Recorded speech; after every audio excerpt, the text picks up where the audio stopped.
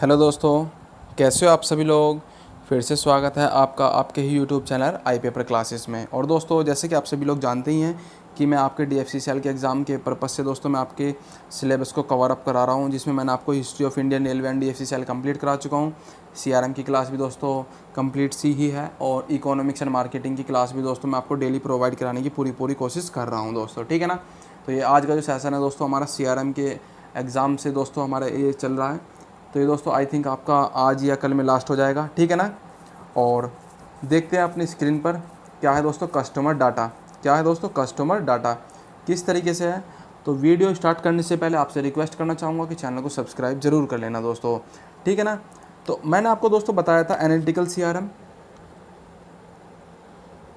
और operational CRM, ठीक है ना। ये कस्टमर के डाटा के बिहाफ पे दोस्तों वर्क कर रहे होते हैं, एनालिटिकल CRM और कस्टमर ऑपरेशनल CRM। तो जो मोस्ट हो जाता है दोस्तों ये हो जाता है आपका ऑपरेशनल CRM फ्रंट ऑफिस पे, और बैक ऑफिस पे कौन करता है दोस्तों एनालिटिकल CRM। अगर किसी भी कस्टमर का डाटा अगर हमारे एनालिटिकल CRM के पास में आता है तो सबसे पहले उसका क्या होता है दोस्तों, उसका डाटा माइनिंग किया जाएगा। डाटा माइनिंग करने के पश्चात में उसका एनालिसिस किया जाएगा। एनालिसिस होने के पास में दोस्तों क्या होता है, वो एनालिटिकल CRM टीम के पास में आता है, बैक ऑफिस टीम दोस्तों। ये आपस में दोस्तों जब ये कंप्लीट करने के बाद में आगे कहाँ कर देते हैं दोस्तों, न्यू बिजनेस स्ट्रेटजी बनाई जाती है। क्या बनाई जाती है दोस्तों, न्यू बिजनेस स्ट्रेटजी बनाई जाती है, ठीक है। ये तो होगा दोस्तों किस एनालिटिकल CRM के बेसिस पे कस्टमर का डाटा आ गया यहाँ पे। अब आगे देख पा रहे होंगे अपनी स्क्रीन पर ऑपरेशनल CRM फ्रंट ऑफिस पे किस तरीके से वर्क किया जाता है।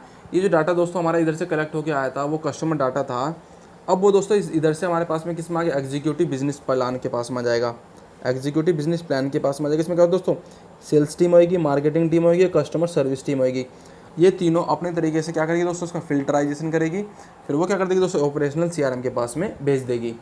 फ्रंट ऑफिस पर आ जाएगा वो प्रोडक्ट, ऑपरेशनल CRM के पास में आ जाएगी। यानी कि SFA वाली जो टीम होती है दोस्तों, कौन सी SFA, इसके पास में वो प्रोडक्ट पहुंच जाएगा कुछ भी तरीके का दोस्तों। तो उसके लिए दोस्तों हम किस तरीके से फिल्टरिफिकेशन करते हैं उसका, सेल्स टीम के द्वारा, मार्केटिंग टीम के द्वारा और कस्टमर सर्विस के द्वारा कर रहे होते हैं, ठीक है। और इसमें एनालिटिकल CRM में दोस्तों डाटा माइनिंग होता है और एनालिसिस होता है, ठीक है। ये टाइप्स थे दोस्तों हमारे कस्टमर के डाटा के बिहाफ पे। उसका एक दोस्तों मैंने ग्राफ बनाया हुआ था, आपको मैंने बाकायदा अच्छे तरीके से समझाने की पूरी कोशिश भी की है। अब आगे चलते हैं दोस्तों, हम पढ़ते हैं डाटा वेयर हाउस। क्या है दोस्तों, data ware house, data ware house दोस्तों, ठीक है ना। तो दोस्तों आई थिंक मुझे लगता है कि आपके CRM की क्लास कंप्लीट होने ही वाली है, ठीक है, आज या कल में, ठीक है ना। तो डाटा वेयर हाउस, अगर आपको दोस्तों हमारी वीडियो आपने अगर नहीं देखी है CRM की, तो दोस्तों मैं बता रहा हूँ आपको CRM की मेरी महामैराथन की क्लास दोस्तों 16 अगस्त में आ रही है। एक तो वो, और एक मैंने पहले ही प्रोवाइड करा चुकी है दोस्तों, ठीक है ना। तो वो दोनों आप देख लेना, दोनों आपके एग्ज़ाम के पर्पज़ से बहुत ही ज़्यादा मोस्टली इंपॉर्टेंट रहेगी और अधिकतर क्वेश्चन आपके कवर अप कर देगी, ठीक है ना। और इसके MCQ के लिए दोस्तों मैं अभी अपना काम चल रहा है दोस्तों MCQ के लिए, क्योंकि दोस्तों टाइम बहुत कम मिल पाता है, बट कोई बात नहीं, आपको मैं जो भी है मेरे पास में दोस्तों वो सारा कुछ आपको प्रोवाइड कराऊंगा ही कराऊंगा, ठीक है ना। तो data ware house is the repository of large amount of operational data. Data ware house is the repository amount of operational data as like social media data, ERP data, business यानी ERP data दोस्तों, business enterprise resource planning, customer data. ये सारा क्या होता है दोस्तों, एक बड़े डाटा को कलेक्ट करता है। एज लाइक ऑपरेशनल CRM के डाटा को कलेक्ट करना, डाटा वेयर हाउस करना, ठीक है ना। Collect the all data imported from other database, और किसी दूसरी फॉर्म में दोस्तों क्या होता है, कलेक्ट किया जाता है। मानकर चलिए कि अगर आपके पास अगर आपकी एक कंपनी है या फिर कुछ भी इस तरीके की ब्रांचेज आपकी उसमें, तो उसका दोस्तों क्या आता है, उसकी जो आउटलेट है काफ़ी सारियाँ, उससे आपके पास में क्वेरी या भी कोई भी अच्छे तरीके से प्रॉफिट या फिर किसी भी तरीके की प्रॉब्लम आ रही तो सबसे पहले आपके पास में आएगी। फिर वो दोस्तों कहाँ जाएगी, किसी न किसी के थ्रू होते हुए एक मैन ब्रांच में पहुँचेगी। तो मैन ब्रांच में पहुँचेगी तो ये क्या होता है दोस्तों, रिलेशनल डाटाबेस कहते हैं इसको, रिलेशनल डाटाबेस। आया हुआ सारा डाटा वो दोस्तों कंपनी के पास में जाएगा। फिर कंपनी जो है ना दोस्तों वो अपने तरीके से उसको प्रॉब्लम को क्या करेगी, या तो सोल्व आउट करेगी, अब प्रॉफिट वाली बात होगी तो वो सभी को बताएगी कि आप इस तरीके से करिएगा कि हमारे उस ब्रांचेस पे ज़्यादा प्रॉफिट हो रहा है, तो ये वाली टेक्निक आप भी अपनाइएगा, ठीक है ना। तो ये दोस्तों सारा कुछ जो है डाटा वेयरिंग हाउस में हम पढ़ते हैं। तो ये दोस्तों मेजर जो पार्ट होता है ना उस पर दोस्तों कंट्रोलर किसका करता है, डाटा वेयर हाउस का किया जाता है, ठीक है। डाटा वेयर हाउस और डाटा माइनिंग दोनों दोस्तों ये पार्ट हैं सीआरएम के। तो ये दोस्तों हम कौन से, यह डाटा स्टार्स के जैसा होना चाहिए। अब मैंने आपको बता ही चुका हूँ स्टार्स, STARTS।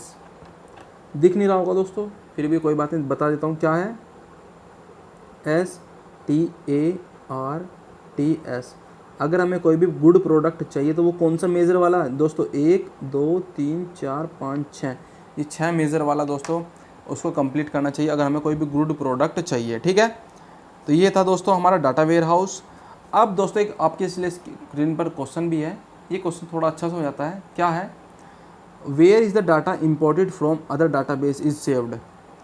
अगर इस तरीके का दोस्तों आपके क्वेश्चन आता है तो उसका आंसर होता है data ware house, where the data imported from other database is saved.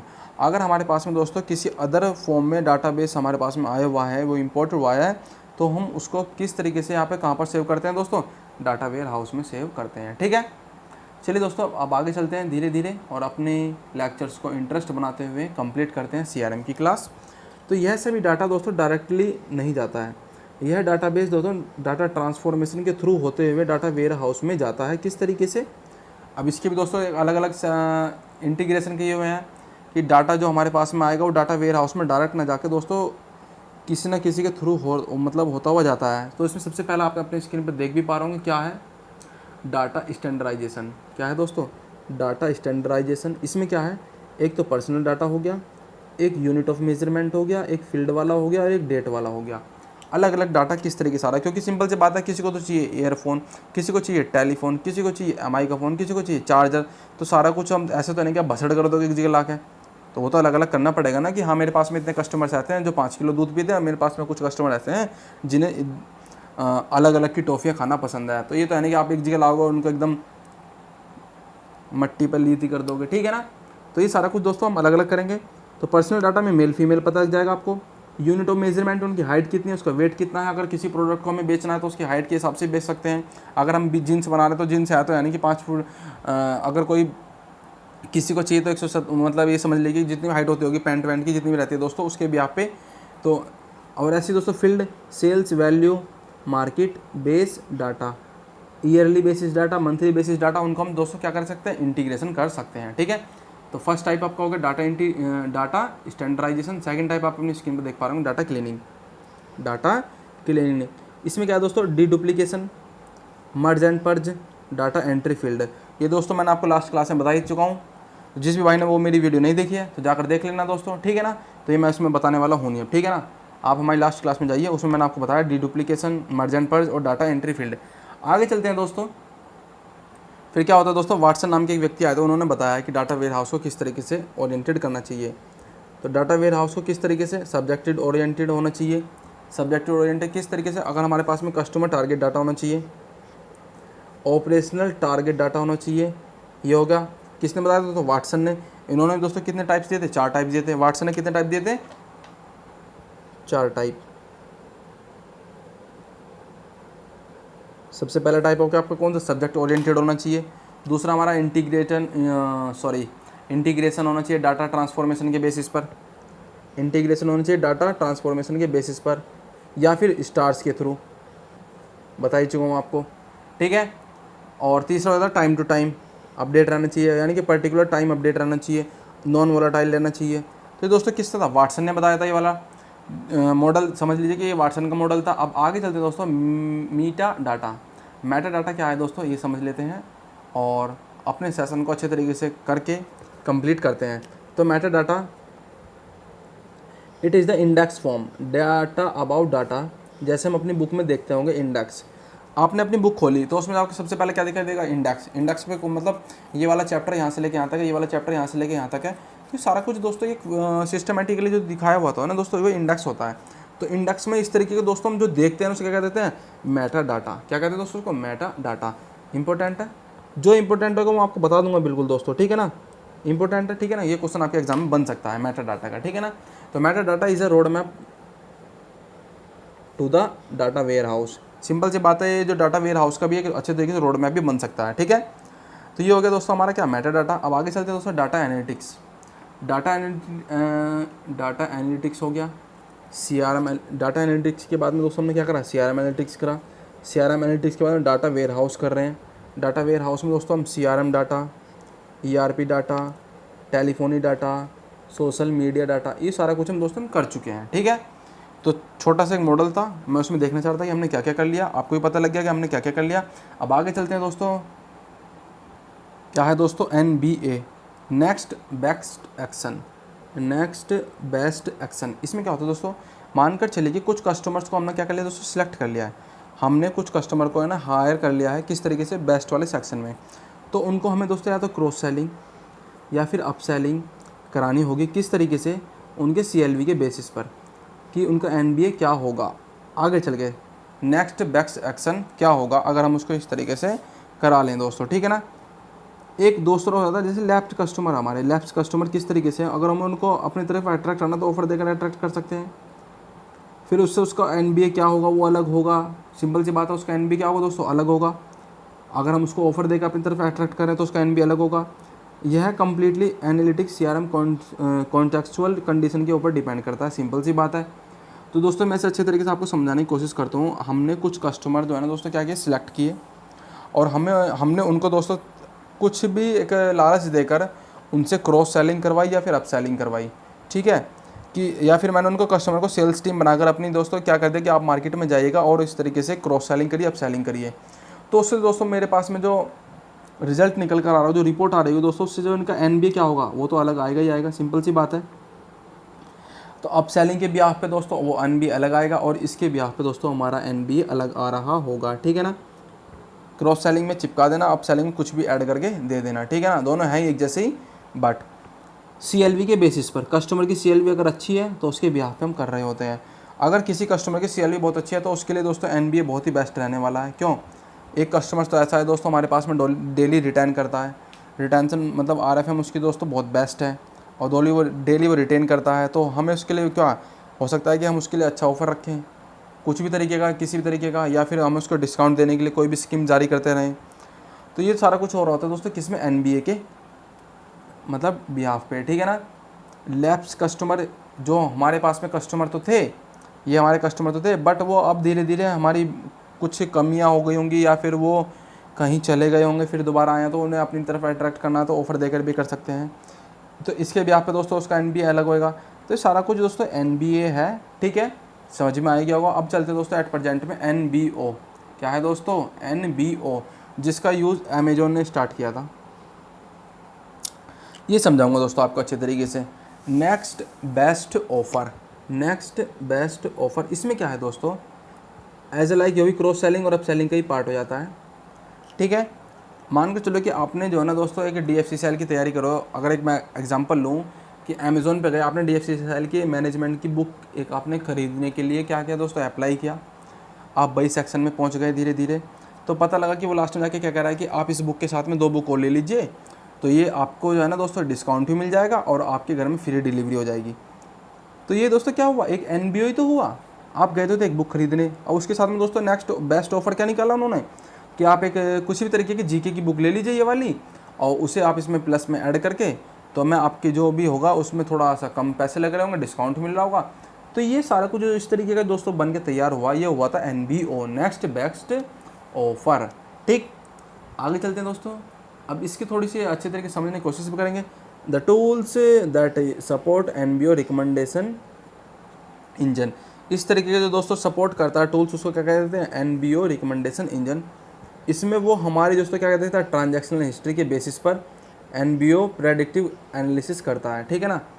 मानकर चले कि हमने जो ना किसी भी एक अमेजोन साइट से या किसी भी तरीके से की वेबसाइट, फ्लिपकार्ट, बहुत सारी, मिंत्रा पता नहीं कौन कौन सी हैं, अगर आपकी ट्रांजैक्शन हिस्ट्री बहुत अच्छी है, आप बार बार वहाँ से सामान खरीदते हैं, तो वो आपकी उस ट्रांजैक्शन हिस्ट्री के ब्याह पे भी दोस्तों आपको क्या कर सकता है, NBO प्रोवाइड करा सकता है। क्या करें दोस्तों, NBO प्रोवाइड करा सकता है आपके ट्रांजैक्शनल हिस्ट्री के ब्याह पे। अब मैं आपको बता देता हूँ दोस्तों टच पॉइंट, जिसको नहीं पता है वो जाकर प्रीवियस क्लास में देखना। ठीक है, सिंपल सी बात है, और क्या, टाइम तो है नहीं। NBO प्रेडिक्टिव एनालिसिस, ये हमारा बन जाता है क्या, टच पॉइंट। क्योंकि दोस्तों हम किसी प्रोडक्ट को खरीद रहे हैं तो उसके बाद में दोस्तों हमारे पास में कितने सेगमेंट होने के बाद में, फिर कितने इंटीग्रेटेड होने के बाद में हमारे पास में आया, तो वो सारे कुछ क्या कहलाते हैं दोस्तों, टच पॉइंट कहलाते हैं। तो NBO भी दोस्तों क्या कहलाएगा, एक टच पॉइंट कहलाएगा। ठीक है ना दोस्तों। अब चलते हैं दोस्तों आगे, और वीडियो में बने रहिएगा दोस्तों, क्योंकि इंटरेस्टेड वे में आपको बताने की पूरी कोशिश की जा रही है। Levels of a measurement, levels of a measurement किस तरीके का लेवल्स है ये देखना ज़रा, बाकायदा आपके लिए बहुत अच्छे तरीके से तैयार किया हुआ है। क्या है दोस्तों, लेवल्स ऑफ अ मेजरमेंट, इसमें नॉमिनल स्केल, ऑर्डिनल स्केल, ठीक है, इंटरवल स्केल और रेशियो स्केल। क्या है दोस्तों, रेशियो स्केल, ठीक है। क्या है दोस्तों इसमें सारे कुछ। अब अगर हम नॉमिनल स्केल की बात कर रहे हैं दोस्तों, तो इसमें क्या होगा कि हम कुछ भी नॉमिनल केस वाली बात करेंगे तो नेम्ड वेरिएबल्स, कौन सा दोस्तों, नेम्ड वेरिएबल्स के ब्याह पे हम कर रहे होंगे क्वालिटी की बात।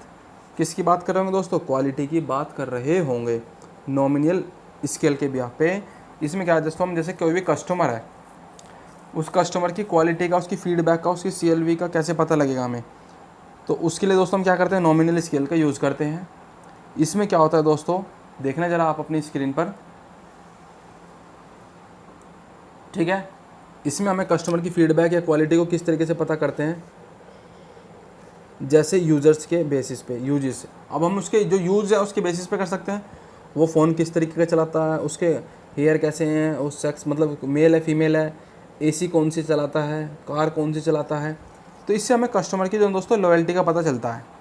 अगर मान के चलिए कि आपको मैंने किसी भी अपने स्टूडेंट को दे दिया कि आपको इसमें से ऑप्शन फिलअप करने हैं, तो वो सिंपल सी बात है ब्लैक हेयर तो करेगा, सिंपल सी बात है। अगर वो मेल है तो मेल, अगर फीमेल है तो फीमेल वाला ऑप्शन भरेगा, ठीक है ना। वो कहेगा कि मेरे पास में LG की AC है, ठीक है ना। एक कहेगा कि मेरे पास में कोई भी नहीं है, यानी कि खाली है। मेरे पास में डिज़ायर कार है, एक कहेगा मेरे पास में कुछ भी नहीं है। एक कहेगा मैं MI का फ़ोन चलाता हूँ, एक कहेगा मैं MI एप्पल का फ़ोन चलाता हूँ।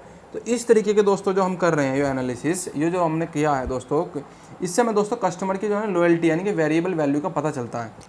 कस्टमर्स की वेरिएबल वैल्यू का पता चलता है, उनके नाम का पता चलता है कि वो कौन कौन से प्रोडक्ट का यूज़ करता है, ठीक है ना।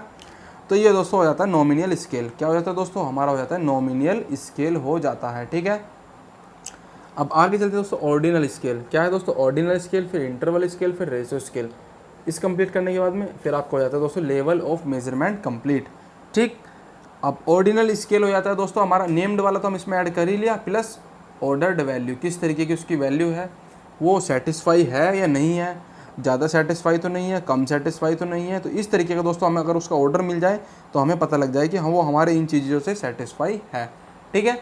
देखना ज़रा दोस्तों, ऑर्डिनल स्केल या फिर लाइकर्ट स्केल, लाइकर्ट स्केल या फिर ऑर्डिनल स्केल। इसमें दोस्तों मैंने 5 टाइप्स लिए हुए हैं, 5 ऑप्शन दिए हुए हैं। अगर कोई भी कस्टमर इस तरीके का है तो या तो ज़्यादा सेटिस्फाई हो जाए, या फिर सेटिस्फाई हो जाए, या फिर वो सेटिस्फाई ना हो, या फिर मतलब किसी भी तरीके की कंडीशन में उसको क्या हो, ना तो सेटिस्फाई हुआ ना ही वो डिससेटिस्फाई हुआ, या फिर डिससेटिस्फाई हो फिर ज़्यादा ही डिससेटिस्फाई हो गया हो।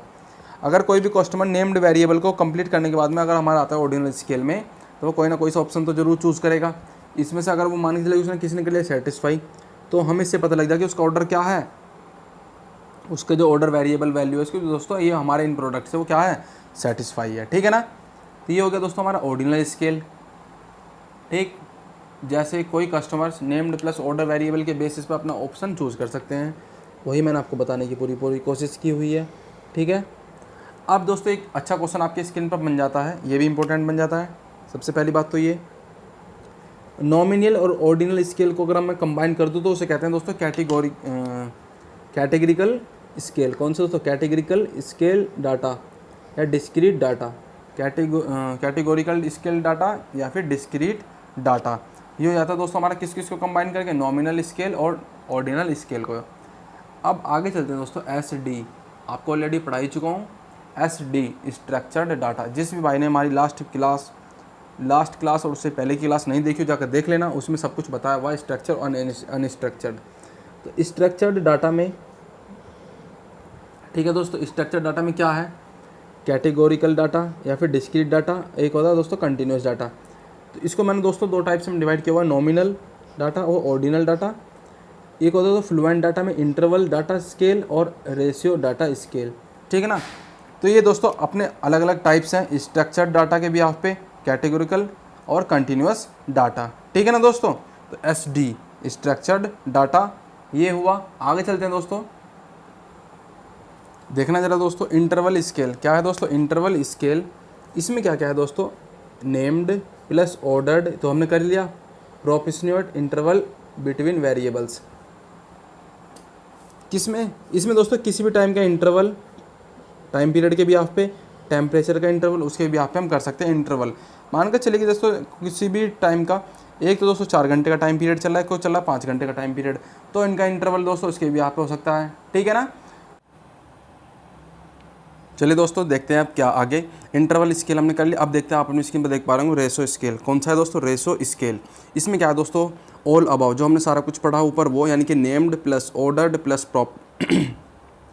प्रोपोर्शनेट इंटरवल, ठीक है ना, प्रोपोर्शनेट इंटरवल और plus between variables plus absolute zero. तो जो हमने सारा कुछ पढ़ा ऊपर वो प्लस एब्सोल्यूट जीरो, मतलब कहने का मतलब ये, अगर एब्सोल्यूट जीरो आपसे पूछ लिया कि कौन से स्केल में आएगा दोस्तों, ये हमारा हो जाता है कौन सा, रेशियो स्केल के लेवल ऑफ मेजरमेंट में, ठीक है ना।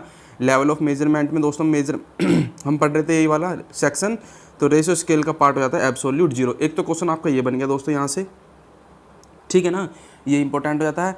एज लाइक वेट के बेसिस पर हम जाएंगे, जैसे मान कर चलिए कि रेशियो स्केल किस तरीके से दोस्तों, तो एक एग्जांपल लेते हैं, एग्जांपल के ब्याह पे हम समझने की कोशिश करेंगे कि कुछ पर्सन है दोस्तों, ठीक है ना। अगर मैं एक डाटा आपके सामने प्रेजेंट कर दूं कि आपको जो है ना इस ऑप्शन में जाके अपने अपने वेट के अकॉर्डिंग चूज़ करना है ऑप्शन, ठीक है ना, कोई 20 किलो का, कोई 40 किलो का, कोई 60 किलो का, कोई 80 किलो का है, ठीक है। तो मेरे पास में जो दोस्तों डाटा आया कलेक्ट होके, वो आया 20 पीपल तो ऐसे हैं जो 20 किलो के हैं, और 10% ऐसे हैं, मतलब 10% ऐसे हैं जो 40 किलो के हैं, और 15% ऐसे हैं दोस्तों जो 60 किलो के हैं, ठीक है ना। मेरे पास जब इस तरीके का डाटा तैयार होके आया दोस्तों, तो इसके ब्याह पे मैं सिंपल सी बातें बता ही सकता हूँ कि क्या रेशियो स्केल रहने वाला है, और 8% ऐसे हैं दोस्तों जो 80 किलो के हैं। मतलब मुझे पता लग गया कि कोई अगर मानकर चलिए कि रोहित नाम का एक लड़का है, उसका एक ग्रुप है, रोहित, मोहित, सोहित जो भी हैं दोस्तों, वो 20 पीपल में आते हैं, तो मुझे उससे क्या पता लग गया दोस्तों, उनका नाम पता लग गया, ठीक है। रोहित है वो, उसका मुझे क्या हो गया, पता लग गया, ऑर्डर पता लग गया कि वो 20 किलो का है, ठीक है। कितने किलो का है दोस्तों, वो 20 किलो का, इससे मुझे पता लग गया, ऑर्डर पता लग गया, ठीक है। और एक मोहित है दोस्तों, कौन है, मोहित है, वो 10% वाली लिस्ट में और ये 20% वाली लिस्ट में था, तो मोहित जो दोस्तों 40 किलो का है, सिंपल सी बात है, इसका मुझे भी ऑर्डर पता लग गया।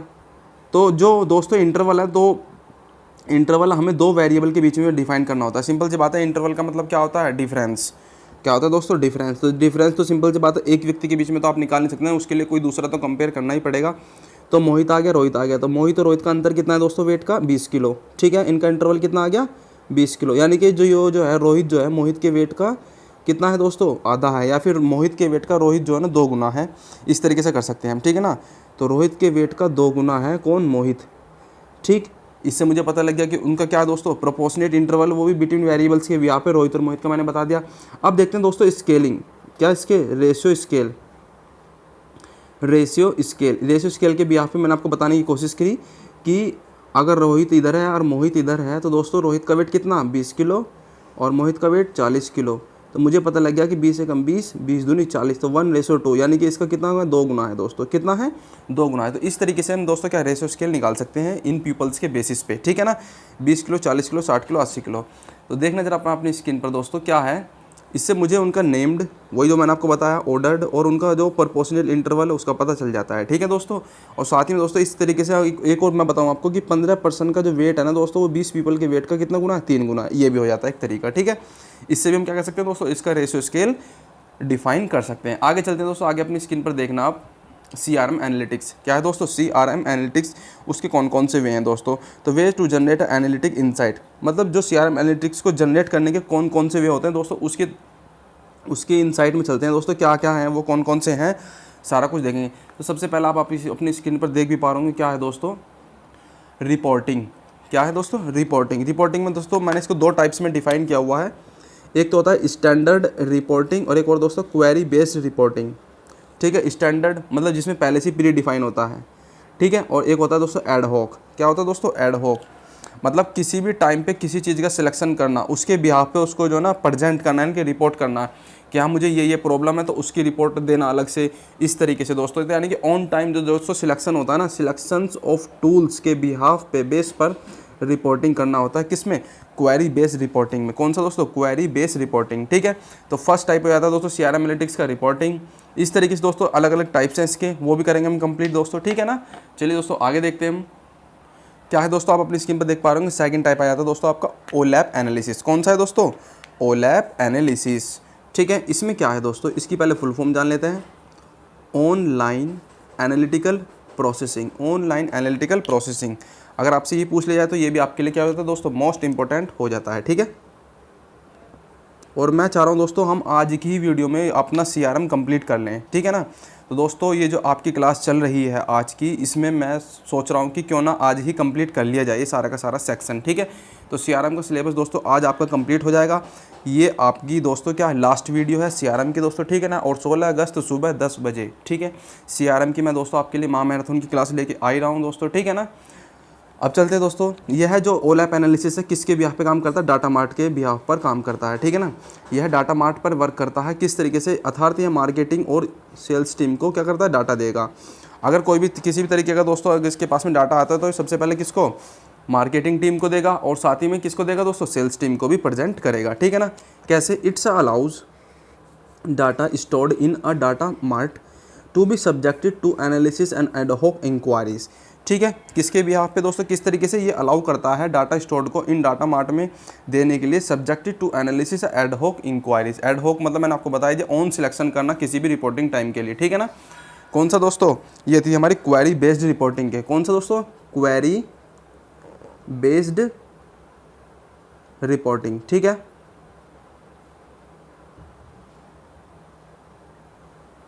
ठीक है ना दोस्तों, क्वेरी बेस्ड रिपोर्टिंग के टाइम पे। अब इसमें कौन कौन से प्रोसेस का हम यूज़ करते हैं वो देख लेते हैं। जो दोस्तों जरा, यूजिंग ऑफ अ प्रोसेस, किस में दोस्तों, एड हॉक की एड हॉक इंक्वायरी का ओलैप एनालिसिस किया जाता है। किसके तरीके से, पहले मोटा मोटा जान लेते हैं बाहर से दोस्तों। ये सारा कुछ प्रोसेस जो हो रहा था, एड हॉक इंक्वायरी का ओलैप एनालिसिस किया जाता है। कितने टाइप्स में देख लेना दोस्तों, अलग अलग। ए है स्लाइस एंड डाइस, दूसरा है दोस्तों ड्रिल डाउन या रोल डाउन, और तीसरा है दोस्तों रोल अप और ड्रिल अप। ठीक है ना, तो 3 टाइप से हम इसका क्या कर सकते हैं दोस्तों, इंक्वायरी का ओलैप एनालिसिस किया जा सकता है। एड हॉक इंक्वायरी का ओलैप एनालिसिस किस तरीके से किया जा सकता है, स्लाइस एंड डाइस से, ड्रिल डाउन से, रोल डाउन से, या फिर रोल अप और ड्रिल अप से किया जा सकता है। जैसे किसी कस्टमर को, अगर मानकर चलिए कि किसी कस्टमर को एक कोई भी चीज़ पसंद है, एक ब्रेजा कार है, ठीक है ना, अगर वो उन्हें पसंद है, ठीक है, तो मुझे उससे पता लग गया कि हाँ कि इस व्यक्ति को या इस कस्टमर को ब्रेजा कार पसंद है, तो उसकी जो हम क्या करेंगे दोस्तों, एड हॉक इंक्वायरी या फिर एड हॉक कमेटी को हम दोस्तों क्या कर लेंगे, अरेंज करेंगे। ठीक है, उसमें आपस में कम्युनिकेशन, मतलब जिस तरीके दोस्तों ग्रुप मीटिंग होगी, ग्रुप मीटिंग में पता लगा कि हाँ इतने कस्टमर्स इस तरीके के हैं जिनको ज़्यादा ब्रेजा कार पसंद है, या किसी को होंडा सिटी पसंद है, या किसी को जो भी जिसकी जैसी फेवरेट होगी उसके बिहाफ पे दोस्तों हम करके एनालिसिस कर लेते हैं। तो ये दोस्तों क्या कहलाता है, ओलैप एनालिसिस। क्या है दोस्तों, ओलैप एनालिसिस। ठीक है, ऑनलाइन एनालिटिकल प्रोसेसिंग। ठीक, ये सारा कुछ दोस्तों ई-कॉमर्स साइटों के बिहाफ पे भी किया जाता है। ठीक है, ओलैप का यूज़ हम स्टार स्कैमा में भी करते हैं। किसमें दोस्तों, स्टार स्कैमा। अब स्टार स्कैमा क्या होता है ये भी बताऊंगा आपको, ज़रा बने रहना दोस्तों वीडियो में और देखते रहना। जैसे डेंडोग्राम टूल्स का यूज़ हम क्या, याद आपको मैंने बताया था दोस्तों फर्स्ट और सेकंड क्लास में, डेंडोग्राम टूल्स का यूज़ किस में करते थे दोस्तों, क्लस्टर एनालिसिस, फैक्टर एनालिसिस में करते थे, याद है। डेंडोग्राम टूल्स का यूज़ दोस्तों हम किस में करते हैं, क्लस्टर एनालिसिस में करते हैं ना। अगर ऑप्शन में क्लस्टर एनालिसिस तो क्लस्टर, अगर क्लस्टर और फैक्टर है तो दोनों, तो क्लस्टर एनालिसिस में मोस्टली इसका यूज़ होता था। ठीक है ना, तो डेंडोग्राम टूल्स का हम क्लस्टर में करते थे। ऐसी ओलैप का यूज़ किस में करते हैं दोस्तों, स्टार स्कैमा में। किस में दोस्तों, स्टार स्कैमा में। कैसे, स्टार स्कैमा, पहली बात तो है क्या ये, जैसे डाटा मार्ट का सारा डाटा किसके पास में होता है दोस्तों, बड़ी फॉर्मेट में होने के लिए स्टार स्कैमा में पड़ा रहता है। ठीक है, डाटा मार्ट का सारा डाटा बड़े फॉर्मेट में दोस्तों, अगर हमें बड़ी फाइल चाहिए तो उसका सारा का सारा डाटा किस में होता है दोस्तों, star schema as a like software. ठीक है ना, एक सॉफ्टवेयर होता है दोस्तों, उसके अंदर ही सारा का सारा डाटा पड़ा हुआ होता है। तो ओलैप का यूज़ हम किस में करते हैं दोस्तों, स्टार स्कैमा में करते हैं। किसके थ्रू जा रहा है दोस्तों, ये डाटा मार्ट के थ्रू। तो दोस्तों डायरेक्टली ना होके इनडायरेक्टली सारा डाटा जो होता है ना हमारे पास में आता है, हमसे जाता है। ठीक है ना, हम किसी भी कस्टमर को ये तो है नहीं सीधा जाके हम उससे डायरेक्टली ये कर देंगे कि हाँ ये, तो हम पहले सबसे पहले है ना उसका दोस्तों क्या कस्टमर का एनालिसिस निकालते हैं, उसकी CLV निकालते हैं, उसका अपने लिए मतलब वो हमारे प्रति कितना, मतलब समझ रहे हो ना कि इतना अट्रैक्ट है, ये सारा कुछ दोस्तों जानने के लिए सबसे पहले हम इसको प्रोडक्ट के लिए लॉन्च करते हैं, फिर वो हमारे प्रति आकर्षित दिखाता है, जब जाकर उस पर दोस्तों डायरेक्टली, पहले इनडायरेक्टली काम होता है, फिर डायरेक्टली मिला जाता है लास्ट में। ठीक है ना दोस्तों, तो आगे चलते हैं दोस्तों। आगे का सेशन आज का है दोस्तों, कौन सा है ये देख पा रहे हो अभी, डाटा माइनिंग। क्या है दोस्तों, डाटा माइनिंग। ठीक है, तो डाटा माइनिंग दोस्तों ये मोस्ट इंपॉर्टेंट है इस सेक्शन में, इससे भी आपके क्वेश्चन बन जाएंगे। ठीक है, ठीक है ना दोस्तों, डाटा माइनिंग। अब हमने जो लास्ट कंप्लीट किया दोस्तों, डाटा वेयर हाउस कर लिया था। अब आ गए हैं दोस्तों डाटा माइनिंग पे। डाटा माइनिंग में क्या क्या है दोस्तों, capable in a real time analysis, operational CRM, telephony analysis, दोनों ही दोस्तों एक जैसे ही हैं, ठीक है। डाटा मार्ट पढ़ के ही आ चुके हैं, डाटा वेयर हाउस पढ़ के ही आ चुके हैं, ठीक है ना। तो हमने ये दोनों कंप्लीट कर लिए। अब हम दोस्तों इस तरीके का एक थोड़ा सा और है, इसको कंप्लीट करते हैं। तो capable in a real time, दोस्तों ये capable in a real time क्या है, ये दोस्तों हम कह देते हैं ऑपरेशनल सीआरएम का टेलीफोनी एनालिसिस, ठीक है। बाकायदा मैंने एक अच्छे तरीके से लिखाया हुआ है कि ऑपरेशनल सीआरएम का टेलीफोनी एनालिसिस ही दोस्तों capable in a real time analysis कहलाता है, ठीक है। और इसमें दोस्तों डाटा माइनिंग का जो हम कितना परसेंट सेक्शन कर लेते हैं, 40 to 50% सेक्शन हम इसमें कंप्लीट कर लेते हैं, ठीक है। इसके थ्रू हमारा हो जाता है, ठीक है ना, डाटा माइनिंग में। अब देखना जरा, जो ऑपरेशन सीआरएम एनालिसिस टेलीफोनी है दोस्तों, जिसमें मैंने रियल टाइम को उसको मैंने दो टाइप में डिवाइड किया हुआ है। एक तो दोस्तों स्ट्रक्चर्ड डाटा और अनस्ट्रक्चर्ड डाटा, ठीक है ना। स्ट्रक्चर्ड डाटा और अनस्ट्रक्चर्ड डाटा दो टाइप्स हो जाते हैं, पहला ये, दूसरा ये। स्ट्रक्चर्ड और अनस्ट्रक्चर्ड डाटा क्या होता है, ये सारा कुछ मैंने अपनी लास्ट की क्लास में बता ही दिया है। जाइए और वीडियो को बहुत ही अच्छे तरीके से देखना और अपनी अंडरस्टैंडिंग को बढ़ाना और अपने एग्जाम को क्रैक करने के लिए एक वे में चूज़ करना, ठीक है ना। तो ये दोस्तों हो जाता है। तो अपनी तैयारी को अच्छे करना, सिंपल सी बात है, जाकर वीडियो देख लेना, क्योंकि दोस्तों अगर आप बीच में से देखोगे तो कुछ भी समझ में नहीं आने वाला। फिर आप लिखोगे कमेंट बॉक्स में कि सर मेरी समझ में ये आ ही नहीं रहा है, ये है वो है। क्यों नहीं आ रहा होगा? क्योंकि आपने या तो स्टार्टिंग से क्लास नहीं देखी होगी या फिर फुल्ली फोकस अपनी क्लास को नहीं देख रहे होंगे, ठीक है ना। डाटा माइनिंग में सबसे पहली बात, जो डाटा माइनिंग करेंगे तो सिंपल सी बात है, सबसे पहले जो डाटा होगा हमारे पास में एक रो डाटा के पास में रखा हुआ होगा। हमारे पास में जो उसका फॉर्मेट होगा वो कौन सी फॉर्म में होगा, रो डाटा की फॉर्म में होगा। उसके बाद में दोस्तों हम क्या करते हैं, किसी भी तरीके का डाटा माइनिंग करते हैं, सबसे पहले रो डाटा, फिर उसका प्रोसेस होगा, धीरे धीरे जाकर उसका फाइनल प्रोडक्ट बनेगा। तो ये सारा कुछ जो दोस्तों एक वे में ही होता है, ठीक है ना, एक प्रोसेस तो होता है। तो देखते ज़रा डाटा माइनिंग क्या है। Data mining is a process of finding anomalies, ठीक है ना, एनोमलीज और patterns, correlations, relationships within large data set, ठीक है। कुल मिलाकर कहने का मतलब इसका है दोस्तों, हम इस तरीके के डाटा को फाइंडिंग करते हैं, एनोमलीज करते हैं, या एक इस तरीके का पैटर्न ढूंढते हैं दोस्तों कि जो बहुत बड़े स्केलिंग पे काम हो रहा होता है, ठीक है ना, बहुत बड़े स्केलिंग पे। अगर हमें कोई बड़े प्रोजेक्ट का डाटा सेट मिल जाए तो उसका डाटा, उसका जो हम दोस्तों अगर सीआरएम के बिहाफ पे हम दोस्तों उसका डाटा माइनिंग करते हैं, ठीक है ना, बहुत बड़ा डाटा सेट मिल जाए, ठीक है ना, with in large data set. तो पैटर्न्स ढूंढते हैं दोस्तों सीएलवी के बेसिस पर, एम्प्लॉय हो चाहे फिर वो कस्टमर हो, ठीक है ना। और कोरिलेशन ढूंढते हैं, कोरिलेशन रिलेशनशिप ढूंढते हैं दोस्तों, किस तरीके से, कस्टमर को प्रिडिक्ट करने के लिए, क्या करने के लिए दोस्तों, इन फ्यूचर के लिए, कि हाँ हमारे पास में इस तरीके के कुछ आ सकते हैं प्रोडक्ट, या फिर कुछ भी तरीके की ऐसी योजनाएं ऐसी स्कीम आ सकती हैं, तो उसको प्रेडिक्शन करते हैं दोस्तों कि हाँ इस कस्टमर्स को इस तरीके की नीड्स हो सकती हैं, तो इन फ्यूचर के लिए हमें इस तरीके का काम करना चाहिए, या उसकी आवश्यकता के अनुसार दोस्तों हमें, या तो हमें उसके तरीके से चलना चाहिए या फिर वो हमारे तरीके से चले, ठीक है ना। तो इस तरीके का प्रिडिक्शन करते हैं दोस्तों इन फ्यूचर के लिए, ठीक। तो ये दोस्तों data mining is a process of finding anomalies, patterns, correlation, relationship with in a large data set. ध्यान रहे दोस्तों, जो लार्ज डाटा सेट की बात कर रहा हूँ इसमें ही सारा कुछ छिपा हुआ है, ठीक है।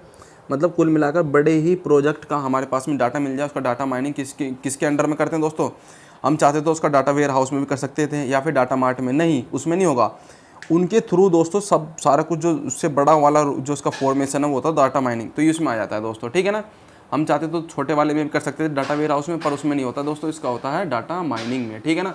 अगर कोई भी लार्ज डाटा सेट है, जैसे it is the application descriptive and predictive, it is the application of a descriptive and predictive analysis to large database, data set, ठीक है ना, टू लार्ज डाटा सेट, ठीक है। फिर बता रहा हूँ दोस्तों, इस एप्लीकेशन का यूज हम डेस्क्रिप्टिव बेसिस पे प्रिडिक्टिव करते हैं एनालिसिस को लार्ज डाटा सेट के लिए, कैसे, to support a marketing service, ये किसके लिए, to support marketing service, sales service and customer service के हमें क्या करता है दोस्तों, इस तरीके के लिए सपोर्ट करता है, ठीक। क्या क्या कर सकते हैं दोस्तों उसके भी, यहाँ पे हम अपनी कॉस्ट को रिड्यूस कर सकते हैं, लार्ज डाटा सेट के कर सकते हैं, रिड्यूस रिस्क ले सकते हैं, या फिर प्रोसेसिंग इज वेरी फास्ट हो सकती है। तो क्या होता है दोस्तों, मतलब कुल मिलाकर ये मान कर चलिए कि आपने कोई भी प्रोडक्ट अपने कस्टमर्स के बीच में मतलब बेचा गया, मतलब किस में अगर सेल किया गया, कस्टमर को दिया गया है, तो वो हमारे लिए क्या दोस्तों हमारे दोस्तों वो इन फ्यूचर के लिए भी प्रॉफिटेबल था, और साथ ही में दोस्तों वो प्रोस्पेक्ट कस्टमर था हमारे लिए। अब हम उसको क्या करना चाह रहे हैं, हम परमानेंटली अपना, हमारा कस्टमर तो वो था ही था, तो अगर हमें उसको दोस्तों आगे भी इन फ्यूचर के लिए ऐसे ही रखना है, वो कंटिन्यू हमारे पास में आता रहे, रिटर्न करता रहे, तो उसके लिए हमें दोस्तों क्या करना होता है, या तो हमें अपने प्रोडक्ट की कॉस्ट घटानी होगी, या फिर हमें दोस्तों जो एम्प्लॉय है उनकी कॉस्ट को जो ना तो क्या करना होगा, कुछ ऊपर नीचे उनकी सैलरी में दोस्तों यानी कि इसका डिडक्शन करना होगा। तो इस तरीके से कर सकते हैं, रिड्यूस कॉस्ट, या फिर लार्ज डाटा सेट, या फिर हमें दोस्तों अगर हमें अपनी क्वांटिटी को ज़्यादा करना है तो उसके लिए दोस्तों हमें क्या बहुत बड़ा प्लानिंग करके ज़्यादा से ज़्यादा प्रोडक्ट को बेचने की कोशिश करनी है, सेल करनी पड़ेगी।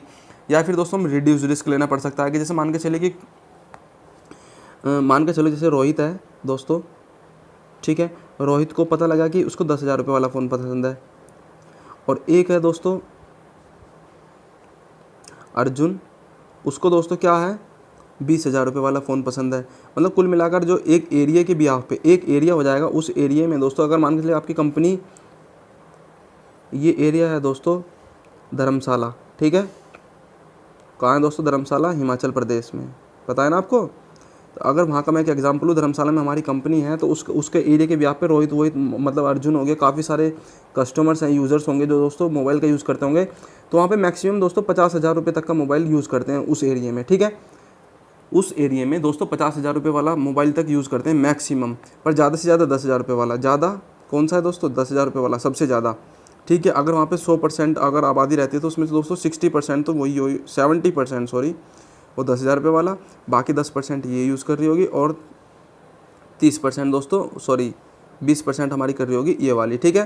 तो इस तरीके से, तो ये दोस्तों हमें क्या है, हमें जो अपनी कंपनी प्रोडक्शन करना है ना मोबाइल का, तो हमें किस तरीके से करना होगा। अगर मान कर चलिए कि हमारी कंपनी है और वो क्या बना रही है दोस्तों, मोबाइल बनाती है, ठीक है। जब मोबाइल बनाती है हमारी कंपनी 10 से लेकर 2 लाख तक के मोबाइल बना रही है, ठीक है। एप्पल वाले पता नहीं कौन कौन जो भी आते हैं, मैं तो एग्जांपल बता रहा हूँ, वो मोबाइल बना रही है। तो सिंपल सी बात है, 50,000 या 60,000 रुपये वाले से जो ऊपर का मोबाइल है दोस्तों, वो तो मुश्किल है वहाँ पे एरिया में बिकना, उस एरिया में बिकना तो बहुत ज़्यादा मुश्किल हो जाएगा।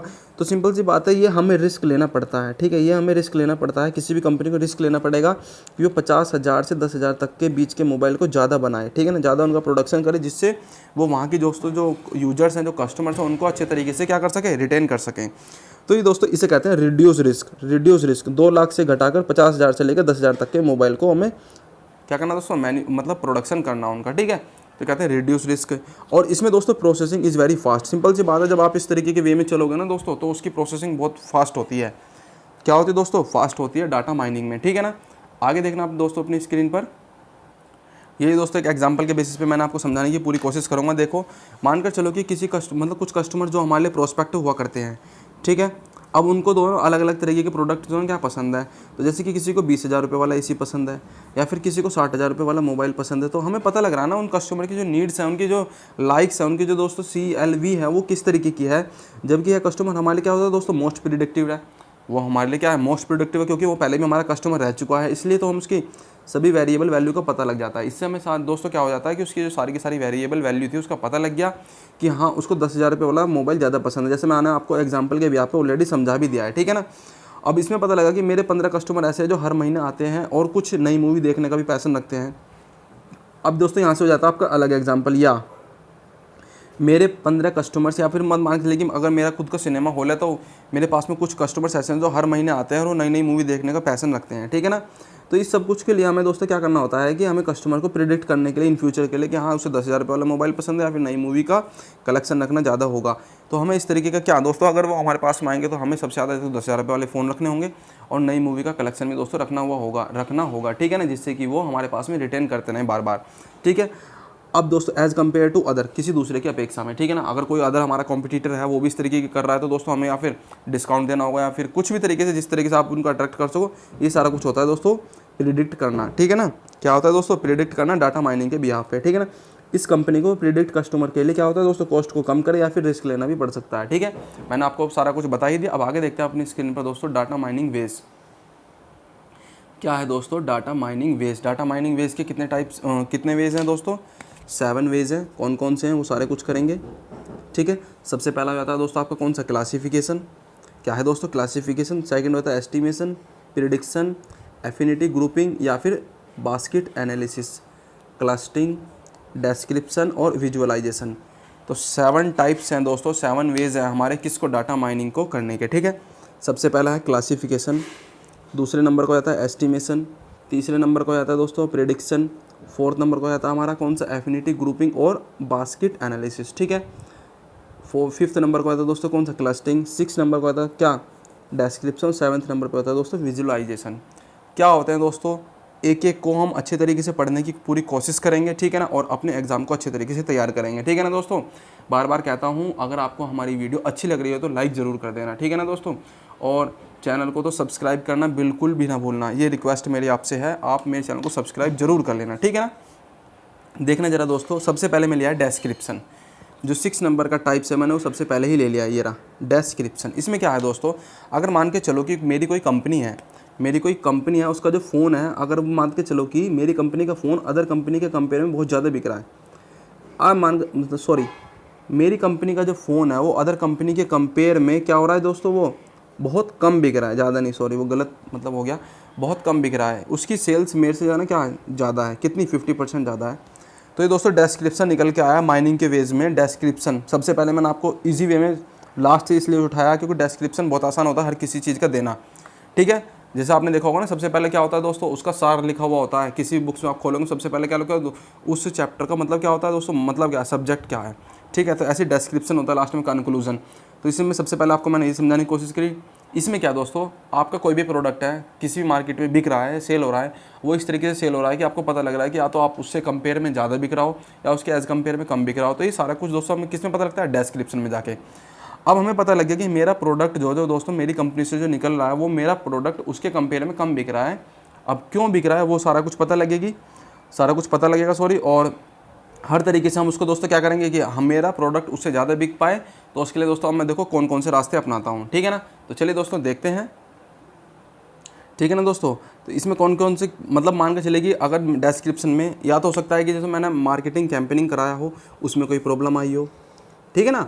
मैंने अगर मार्केट में कोई कैंपेनिंग कराई थी या तो उसमें हो सकता है कि उसमें कोई प्रॉब्लम आ गई हो, वो अच्छे तरीके से उसको जो है ना अवेयर नहीं कर पाए हो, ठीक है ना। या फिर हमारी जो उसमें दोस्तों या तो प्राइस कम हो या फिर ज़्यादा हो या फिर उनके लिए क्या हो दोस्तों एडजस्टेबल ना हो, ठीक है ना। उसकी पॉकेट मनी के दोस्तों के यूजर्स की पॉकेट मनी पर ज़्यादा जो मतलब इफेक्ट डाल रहा हो तो उनके लिए एडजस्टेबल ना हो। या फिर हो सकता है दोस्तों हमारी जो डिस्ट्रीब्यूशन टीम होती है, सेल्स टीम, उनका बिहेवियर गलत हो, ठीक है, या फिर कोई और भी मतलब मिस्टेक हो गई हो। तो इसके बिहाफ पे दोस्तों हमें पता लग सकता है कि क्यों हमारा प्रोडक्ट इतना कम बिक रहा है, ठीक है ना, क्यों हमारा प्रोडक्ट इतना कम बिक रहा है। तो कौन कौन से दोस्तों, मार्केट कैंपेनिंग में कोई कमी आ गई हो, या फिर उसका प्राइस ज़्यादा या कम हो, या फिर डिस्ट्रीब्यूशन में हमारी जो सेल्स टीम होती है या उनका बिहेवियर, या फिर वो अच्छे तरीके से है ना उसकी क्वांटिटी या फिर उसका जो है ना दोस्तों अवेयर नहीं कर पा रहे हो अच्छे तरीके से। तो ये सारा कुछ दोस्तों होते हैं हमारे डिस्क्रिप्शन में। अब देखते हैं हम, ये था डिस्क्रिप्शन जो कि हमारा कंप्लीट हो गया। सेकंड जो आपका दोस्तों विजुअलाइजेशन, क्या है दोस्तों, विजुअलाइजेशन, ठीक। इसे देखते हैं दोस्तों क्या है विजुअलाइजेशन में। Pie chart, graphs, map, plots, menu catalogue के बेस पर भी हम कंपनी के डाटा को माइनिंग कर सकते हैं। कैसे, समझ में आएगा, डाटा को एनालिसिस करना, डाटा माइनिंग करना, ठीक है ना। इसमें दोस्तों आप इस तरीके का पाई चार्ट मतलब इस तरीके का ग्राफ बना करके भी कर सकते हैं, ये पाई चार्ट के ब्याह पे भी कर सकते हैं, ठीक है ना दोस्तों। हम पाई चार्ट के ब्याह पे भी कर सकते हैं कि हाँ मेरा 2017 में प्रोडक्ट मेरा मतलब मान के चले कि 50,000 रुपये तक की सेल हो गई थी। 2018 में दोस्तों मेरी हो गई थी कितनी, इससे कमी हुई है तो कुल मिलाकर 30,000 रुपये तक की सेल हो गई थी। यहाँ पे 40,000 रुपये तक की सेल हो गई थी, फिर 50,000 रुपये तक की सेल हो गई थी। इससे मुझे पता लग जाए कि मेरा ग्राफ कितना अच्छे तरीके से चल रहा है। ऐसे दोस्तों होता है पाई चार्ट के ब्याह पे भी हम समझ सकते हैं, ठीक है ना। तो विजुअलाइजेशन दोस्तों हम अगर डाटा माइनिंग का दिखाना है किसी तरीके का, अगर किसी कंपनी को तो रिप्रेजेंट करना होता तो हम इस तरीके से भी कर सकते हैं विजुअलाइजेशन के तरीके से, ठीक है ना। तो दोस्तों अगर आपसे क्वेश्चन पूछ लिया जाए कि pie charts and maps and plots और मेन्यू कैटलॉग या फिर ग्राफ्स के जो शो ऑफ करते हैं दोस्तों हम किस तरीके दिखाया जाता है, इस तरीके का विजुअलाइजेशन किस में आता है दोस्तों, ये आ जाता है हमारा कौन सा, डाटा माइनिंग के वे में। कौन सा दोस्तों, डाटा माइनिंग का वे हो जाता है, ठीक है ना। डाटा माइनिंग का वे हो जाता है, अगर ऑप्शन में आपका डाटा माइनिंग वे होगा तो उसमें आ जाएगा, ठीक है ना, विजुअलाइजेशन, ठीक। अब हम करते हैं दोस्तों क्या, visualization tools are use to show data and represent data, ठीक है, ये तो समझ में आ ही गया होगा, ठीक है ना। अब चलते हैं दोस्तों जो हमारा नेक्स्ट है इसमें क्लासिफिकेशन। क्या है दोस्तों, क्लासिफिकेशन, क्लासीफाई करना, किसी चीज़ को अलग अलग तोड़कर या फिर किसी के एक्सपीरियंस के बेसिस पे हमें नेक्स्ट ईयर या फिर कुछ अलग तरीके का करना, क्लासीफाई करना। कैसे दोस्तों, it is the analytics that provide insight some newly observed entities into a predefined classification scheme. कैसे, मानकर चले कि आपके पास में आपकी दुकान 10 साल से चल रही है, 10 साल में आपने 10 साल में कोई तो एक्सपीरियंस आया ही होगा, आपने कोई तो एक्सपीरियंस गेन किया ही होगा ना कस्टमर्स के बिहेवियर किस तरीके का होता है, कस्टमर्स की नीड्स क्या हैं, कस्टमर को क्या क्या चाहिए होता है दोस्तों, ठीक है ना। इसमें दोस्तों हमने कोई ना कोई तो मतलब क्या किया होगा दोस्तों, इसमें इसके थ्रू कुछ ना कुछ तो एक्सपीरियंस लिया ही होगा ना। तो इससे पहले दोस्तों हम क्या करते हैं, उस चीज़ का प्री डिफाइन करते हैं। क्या करते हैं दोस्तों, प्री डिफाइन करते हैं कि हाँ हमारे पास में 10 कस्टमर ऐसे हैं तो जिन्हें यही प्रोडक्ट ज़्यादा पसंद है। क्या करें दोस्तों, जिन्हें यही प्रोडक्ट ज़्यादा पसंद है। जैसे कि हमने कोई प्रोडक्ट बेचा, या फिर इस वाले एसी बेचने के लिए मैंने कुछ जो ना स्किल तैयार किए कि पहले तो केवल मेरे पास में एक मतलब मेरे जो ना एक दिन में 2 या 3 एसी बिक पाते थे, ठीक है ना। अब क्या करना है मुझे, इस तरीके का दोस्तों कुछ एक माइंड में आइडिया या फिर सीआरएम का यूज़ करना है दोस्तों, जो हमारा डाटा माइनिंग को इस तरीके से यूज़ करना है कि मेरे एक दिन में 2 या 3 नहीं, ज़्यादा से ज़्यादा और ज़्यादा बिक जाएँ। तो ज़्यादा बिकने के लिए कोई ना कोई तो दोस्तों मुझे क्या करना पड़ेगा, कुछ ना कुछ तो करना पड़ेगा ही। तो कस्टमर्स का पुराना डाटा का मुझे क्या करना होगा, एनालिसिस करके कुछ नया ऐड करने की कोशिश करूँ जिससे वो अच्छी तरीके से क्लासीफाई हो जाए। तो समझ में आया होगा दोस्तों इस तरीके का। या फिर दोस्तों एक नए एग्जाम्पल और देख लेते हैं। या फिर मेरा रिकॉर्ड, जैसे मेरा रिकॉर्ड पिछले साल का बेस्ट था, इतने टाइम में मैंने दोस्तों इस साल भी बेस्ट कर दे सकता हूँ, उस तरीके से भी कर सकते हैं। मान के चलो कि आपके पास मतलब आपने जो ना दोस्तों पिछले साल तो 5 महीनों में मतलब काफ़ी अच्छा पैसा कमा लिया था। ये समझ लीजिए कि आप पिछले साल में आपने 5 महीनों में काफ़ी अच्छा पैसा कमा लिया था। हो सकता है कि मैं दोस्तों उसी टाइम में अगर इस साल भी वही काम करूँ, तो हो सकता है कि अगर आप किसी कंपनी में लग गए थे या फिर आपने दोनों दोस्तों टीचिंग लाइन में चले गए थे, तो आपने दोनों 5 महीने में काफ़ी पैसे कमा लिए थे। इस तरीके का दोस्तों जो भी कुछ होता है, यानी कि एक्सपीरियंस के बेसिस पे, लास्ट ईयर का एक्सपीरियंस अगर नेक्स्ट ईयर में हम दोस्तों प्रेडिक्ट करें तो उसके बिहार पे हम दोस्तों उसको क्या कर सकते हैं, क्लासीफाई कर सकते हैं, ठीक है ना।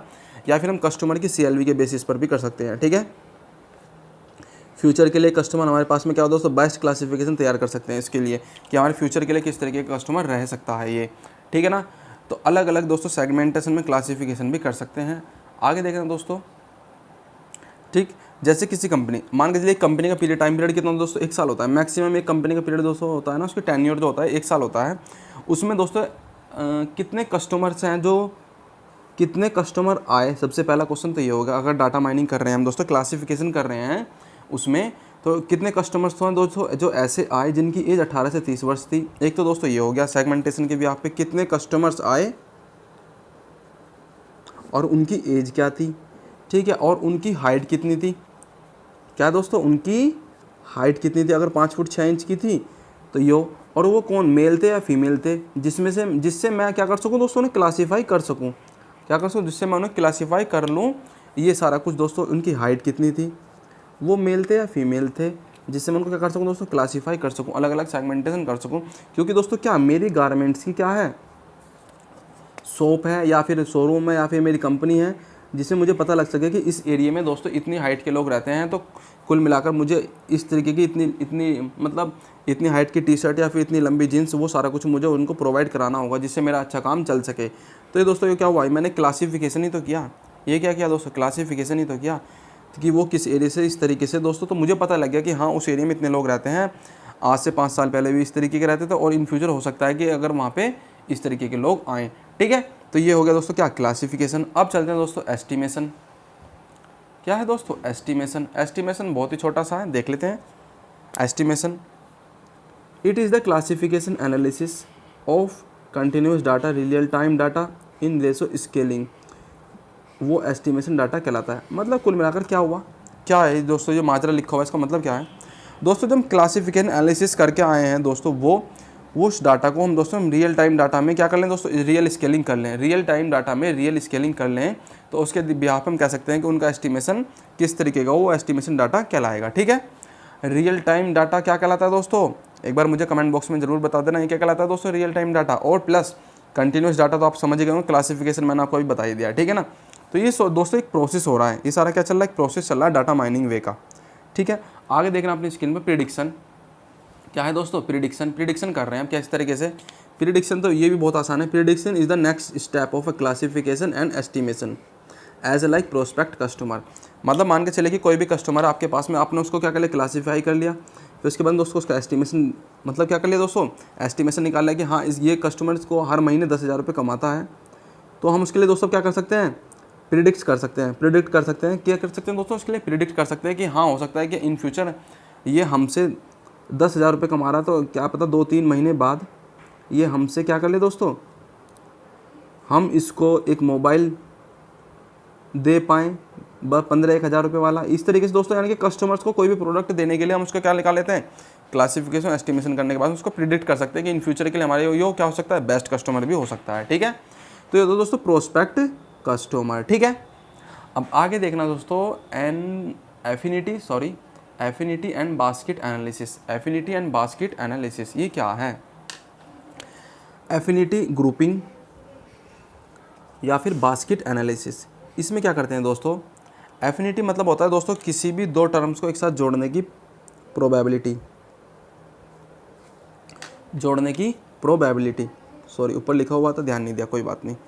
एफिनिटी मतलब दो टर्म्स को या फिर दो कस्टमर को या फिर हम एक साथ जाकर किसी प्रोडक्ट को खरीदना हो तो वो होता है ग्रुप में, यानी कि ग्रुप में कोई भी क्या करना दोस्तों, शॉपिंग करना। कैसे? जिसमें कुछ कस्टमर्स जो है ना दोस्तों क्या करते हैं, प्रोडक्ट को खरीदने के लिए ग्रुप में क्या करते हैं, बाइंग करते हैं। मानकर चलो कि हमें दोस्तों जीन्स लेनी है, अब पता लग रहा है कि एक दुकान पे दोस्तों बहुत महंगी मिल रही है, पर अगर हम कंपनी में चले जाएं तो वहाँ से दोस्तों उस साइज़ की जीन्स निकलवा लेंगे और वो हमें एक क्या दे देंगे दोस्तों, एक देखा हो ना आपने, एक बंडल मिल जाता है इतनी साइज़ से इतनी साइज़ तक की जीन्स का, और वो हमें सस्ती भी पड़ जाएंगी।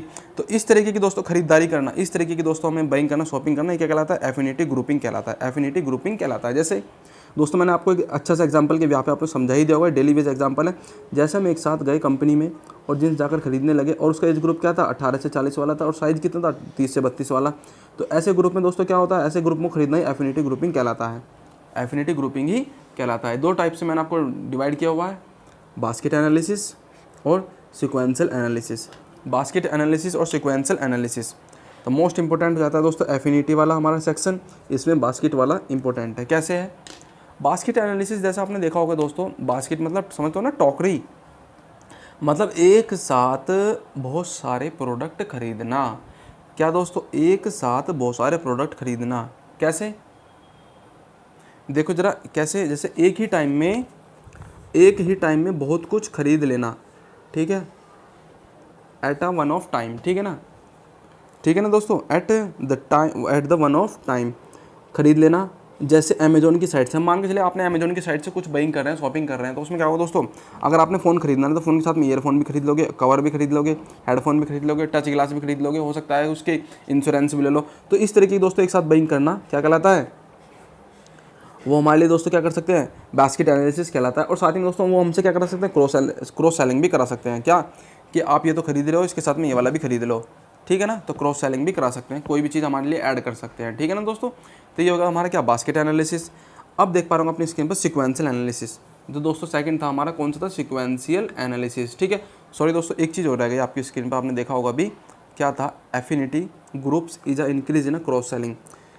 एफिनिटी ग्रुप्स जो होता है दोस्तों वो हेल्प करता है हमारे किस चीज़ की में इंक्रीज़ करने के लिए, क्रॉस सेलिंग में इंक्रीज़ करने के लिए। ठीक है ना, affinity groups help increase in a cross selling. ठीक, आप आगे देखते हैं दोस्तों सिक्वेंशियल एनालिसिस। सिक्वेंशियल एनालिसिस क्या है, ये क्या है दोस्तों, over the period of time.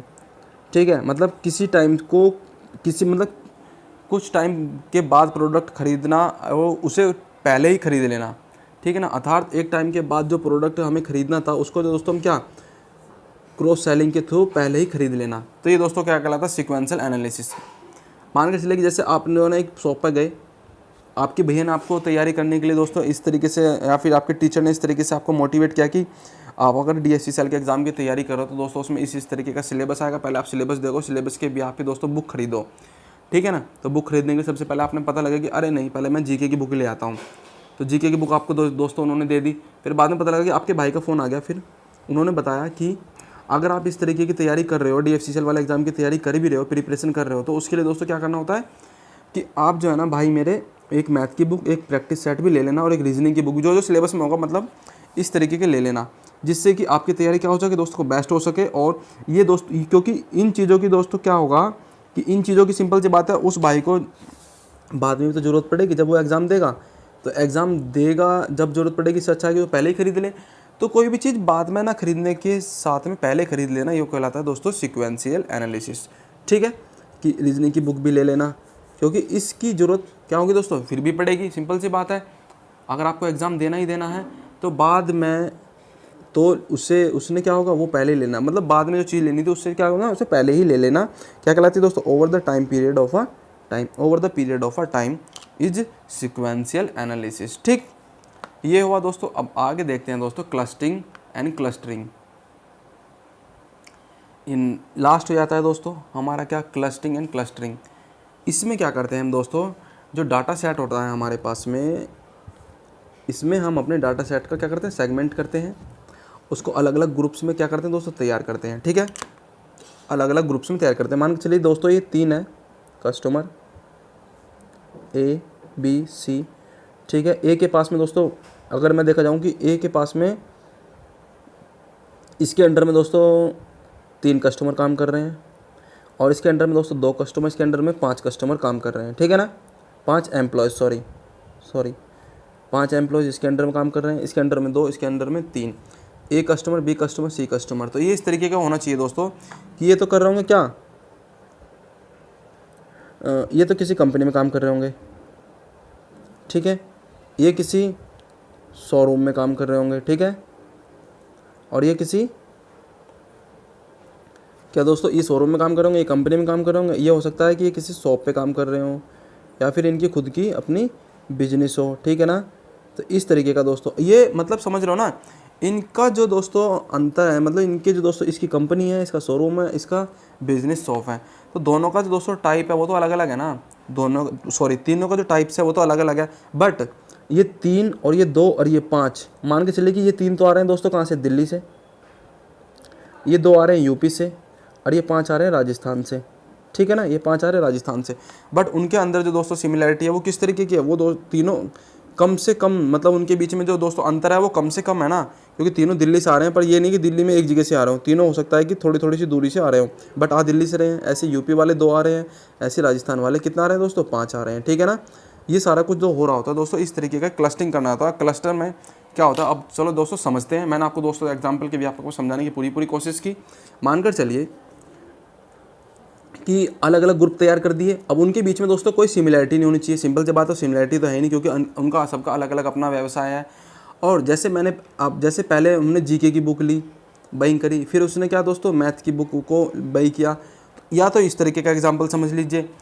क्या हुआ दोस्तों, पहले हम जीके की बुक लेने गए थे, फिर बाद में पता लगा कि अरे नहीं उसकी भी जरूरत पड़ सकती है, तो मैथ्स की बुक भी ले ली, प्रैक्टिस सेट भी ले ली, रीजनिंग की बुक भी ले ली, या फिर आप इस एग्जाम्पल से समझ लीजिए कंपनी वाले से। ठीक है ना दोस्तों, ये अच्छा हो जाता है। ठीक है, इसको छोड़ देना, ये वाला एग्जाम्पल बहुत अच्छा है, क्योंकि ये इसमें दोस्तों इंक्लूड कर गया। कैसे, ये हुआ दोस्तों। ठीक है ना, या फिर मौसम के ब्याह पे हम क्या करते हैं दोस्तों, हम कपड़े खरीदते हैं, वो भी हो सकता है। ठीक है, मैं तो इसको कह रहा हूँ ये बेस्ट है आपके लिए। ठीक है, इसके ब्याह पे हम समझने की कोशिश करेंगे। तो दोस्तों क्या कह रहे हैं हम, क्लस्टरिंग में, क्लस्टर एनालिसिस में एक डाटा सेट मिला हमें इन तीनों कंपनियों का ABC, या फिर कस्टमर्स का, इनके अंडर में कितने कितने एम्प्लॉयज़ काम कर रहे थे, या फिर तीनों के तीनों लीडर जो हैं दोस्तों। ठीक है ना, चेयरमैन, कुछ भी समझ लीजिए, कंपनियां हैं। ठीक, तो हमें डाटा सेट मिला, उसको दोनों मैंने अलग अलग ग्रुप में तैयार किया, सेगमेंट किया। अब कुछ पता लगा कि इसकी कंपनी अलग है, इसका शोरूम अलग है, इसका बिजनेस शॉप अलग है, और कुछ दिल्ली से आ रहे हैं, कुछ यूपी से आ रहे हैं, कुछ राजस्थान से आ रहे हैं। तो इस तरीके का दोस्तों जो डाटा सेट करना, इस तरीके का दोस्तों डाटा को क्लस्टरिंग करना, ये क्या कहलाता है दोस्तों, क्लस्टरिंग। ठीक है ना, क्या कहलाता है दोस्तों इसको, क्लस्टरिंग। ये पार्ट हो जाता है दोस्तों किसका, डाटा माइनिंग का। देखना जरा दोस्तों, the main objective of the clustering to minimize the difference between among the members. The main objective the clustering is to minimize the difference between among the members. मतलब उनके जो दोस्तों मेंबर्स हैं, उस ग्रुप के जो मेंबर्स हैं, उनके बीच में दोस्तों डिफरेंस क्या होना चाहिए, मिनिमाइज होना चाहिए। मैंने आपको बताया कि 3 एम्प्लॉयज़ तो दिल्ली से आ रहे हैं, तो उनके बीच में डिफरेंस तो सिंपल सी बात है कम ही है ना, क्योंकि तीनों के तीनों कहाँ से आ रहे हैं, दिल्ली से आ रहे हैं। और of a cluster simultaneously to maximize the difference between 2 clusters. But उनके बीच में दोस्तों क्या होना चाहिए, वो ज़्यादा से ज़्यादा मैक्सिमाइज होना चाहिए क्लस्टर, मतलब जो तीनों कंपनी है उनके बीच में डिफरेंस ज़्यादा होना चाहिए। तो समझ में आ गया होगा दोस्तों, ये एग्जांपल मैंने आपको समझाने के लिए दोस्तों किया था। ठीक है, अब आगे चलते हैं दोस्तों। ये हिंदी में मैंने इसलिए लिखाया हुआ है, ठीक है, देख लेना। एज लाइक, किस तरीके से, अगर मुझे कस्टमर का डाटा मिला, जैसे मैंने आपको बताया, एक जयपुर का है, जोधपुर है, बीकानेर है, तीनों दोस्तों राजस्थान के हैं। ठीक है, एम्प्लॉयज़ कुछ दिल्ली के हैं, कुछ हिसार हरियाणा के हैं, कुछ मंडावली यूके के हैं, ऋषिकेश के हैं, कुछ महोबा उत्तर प्रदेश के हैं। तो ये दोस्तों सारा कुछ हमने इस तरीके का डाटा सेट मिलता है, फिर हम उसको क्या कर लेते हैं, अलग अलग ग्रुप्स में बांट लेते हैं। दिल्ली वाले अलग, हरियाणा वाले अलग, यूपी वाले अलग, इस तरीके से। ठीक है, अलग अलग सेगमेंट कर लेते हैं। तो ये क्या कहलाती है दोस्तों, डाटा रिडक्शन टेक्निक कहलाती है। ये टेक्निक कौन सी कहलाती है, डाटा रिडक्शन टेक्निक कहलाती है। ठीक, डाटा रिडक्शन टेक्निक कहलाती है। अब आगे देखते हैं दोस्तों, हमारा लास्ट चल ही रहा है CRM का। और ये जो दोस्तों मैं छोटे छोटे सेगमेंट में आपको करा रहा हूँ दोस्तों, ये सिलेबस ये आपका मोस्ट इंपॉर्टेंट है, क्योंकि इससे आपका 1-2 क्वेश्चन पूछा जा सकता है। और सही बात, और एक दोस्तों आगे के मैं अपडेट देना चाहूँगा कि दोस्तों अब मैं आपका सिलेबस तो CRM का कंप्लीट हो ही गया। अब मैं CRM के MCQ जो दोस्तों उसके प्रैक्टिस सेट है, उसके लिए दोस्तों आपके लिए क्या बेस्ट से बेस्ट अपने नोट्स से बाकी जो प्रीवियस एग्जाम में आए हुए हैं उन सारे क्वेश्चनों को उठाऊंगा। ठीक है, और आपके लिए दोस्तों क्या DFCCL के एग्जाम की प्रैक्टिस सेट भी आपके लिए लाऊंगा। ठीक है, तो types of a cluster analysis, cluster analysis के टाइप कौन कौन से, अब वो देखते हैं। ठीक, इसमें दोस्तों सबसे पहले होता है 2 step cluster analysis, hierarchical cluster analysis, CHAID और कार्ट और के क्लस्टरिंग। ठीक है ना, ये दोस्तों टाइप्स जाते हैं हमारे किसके, types of a cluster analysis. तो एक तो आपको काइड याद करना है, कार्ट याद करना है। ठीक है ना, एक काइड याद करना है, कार्ट याद करना है। क्यों, क्योंकि एक आपके एग्जाम में इंपॉर्टेंट है। काइड मतलब क्या, ची स्क्वायर्ड ऑटोमेटिक इंटरेक्शन डिटेक्शन। ठीक, इसकी फुल फॉर्म तो ये हो गई।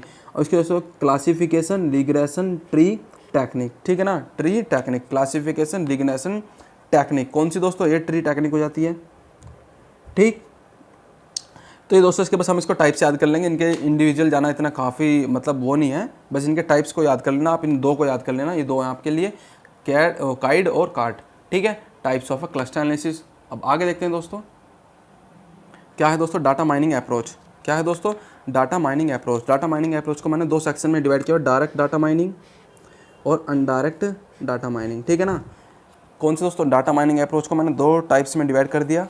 पहला टाइप आपका हो जाता है कौन सा, डायरेक्ट डाटा माइनिंग, और दूसरा अनडायरेक्ट डाटा माइनिंग। क्या है दोस्तों direct data mining, direct data mining में दोस्तों हम क्या कर लेते हैं, कस्टमर को प्रिडिक्शन कर लेते हैं, कस्टमर को प्रिडिक्शन कर लेते हैं किस तरीके से वो रहेगा।